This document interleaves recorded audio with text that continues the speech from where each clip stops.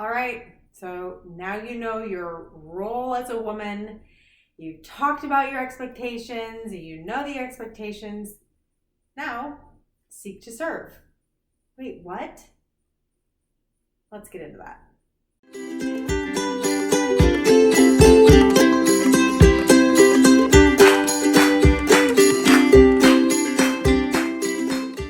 Hey ladies, I'm Andrea. You're joining me for Women Power Wednesday on the Marriage by Design podcast. These Wednesdays are a time where we get to talk about what the Bible has to say to women, about women, and for women, and how we can apply that to our lives. So this month we're talking about gender roles and what the Bible has to say about that. It's a heavy topic and a big topic, but a great one. So the first week we talked about kind of gender roles generally, and then last week was about expectations. And now this week we're talking about servant leadership.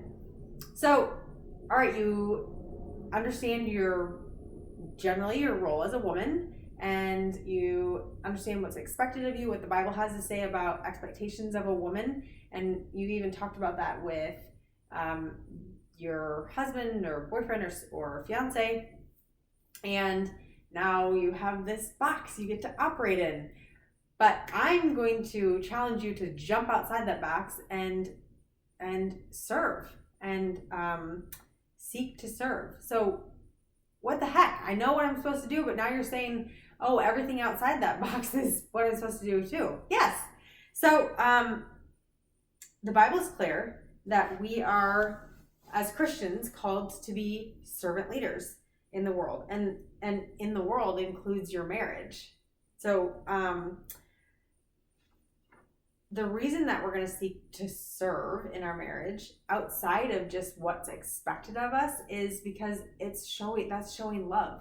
It's a huge way to love your spouse, to seek to lead by serving.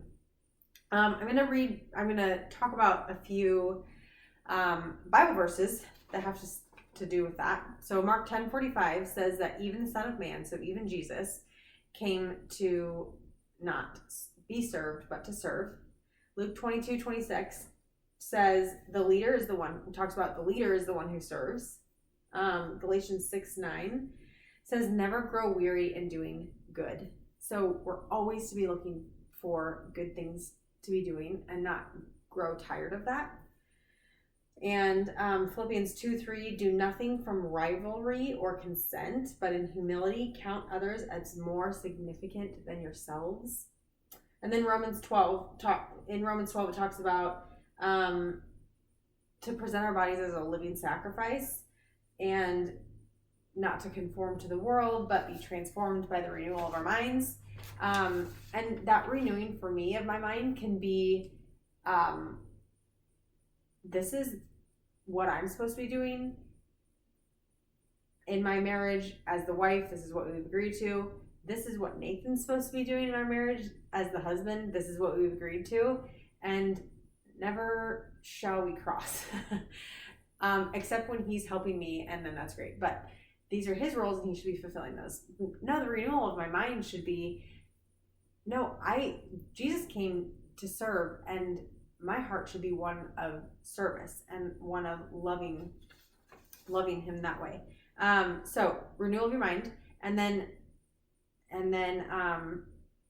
it says, for by the grace given to me, I say to everyone among you, not to think of yourselves more highly than he ought to think, but to think with sober judgment, each according to the measure of faith that God assigned. And then it talks about that we're one body, and we're all members of each other. So if we're warring against the other person, we're not moving in oneness. We're not coming together in oneness, but rather saying, I'm more important, or my needs are more important, or something like that. And that's not what that's about. So that's not what marriage is about, or Christian unity, just being part of being a Christian is about. It's not I'm more important, so my needs are more important. It's about the body as one. So servant leadership, what does that look like? Well, how to be constantly looking out for how you can meet the needs of your spouse. And that may look like putting aside your stated roles, your decided upon roles, your how you've decided to operate within your marriage, and jumping in to help the other person with his role. So being a servant, finding ways to love your husband by serving him, not because you're a woman, but because you're supposed to be one. And he should be doing the same, but I'm talking to women. So this has really nothing to do with being a woman, but rather putting Christ as the center. I said in week 1, our focus shouldn't be gender is the center. It's really Christ as the center and the focus, not gender. So in your marriage, put Christ as the focus, not your gender. And that means that you jump outside of what role you plan on fulfilling or what role you've agreed on fulfilling, and you're going to jump to be a servant leader. Can you even serve your children in unique ways? Yes. That can look a lot of different ways, but jumping outside of your role and serving somebody in love is such a great way to create unity, to move forward in unity and in oneness. And that's what the Bible is so clear. There's so many verses that talk about the importance of servant leadership. So by choosing to serve your spouse, not because you're the woman, but because you love the Lord, you're leading your marriage. You're taking a leadership role. You're leading your marriage towards Christ. And that's the ultimate goal in marriage, is to constantly be moving in oneness towards the Lord. Thanks for tuning in.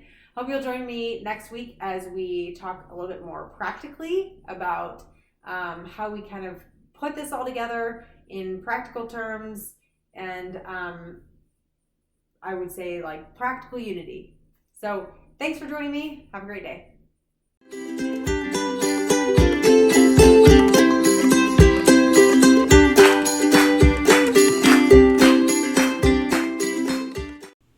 Hey, thanks for joining us on Marriage by Design. If you were impacted by this video, like it by hitting the thumbs up below.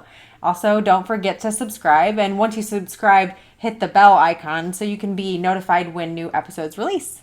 Excellent. Also, one of the huge pillars of our show is interactivity between us and you.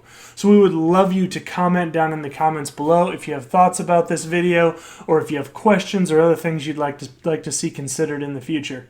In addition, if you'd like, you can email us. That's marriagebydesignpodcast@gmail.com. We're also on Instagram @marriagebydesignpodcast, or you can find us on Facebook by searching Marriage by Design Podcast. Finally, if you want to, you can tweet at us. We do have a Twitter account that is @MarriageXDesign. Thanks, and have a great day.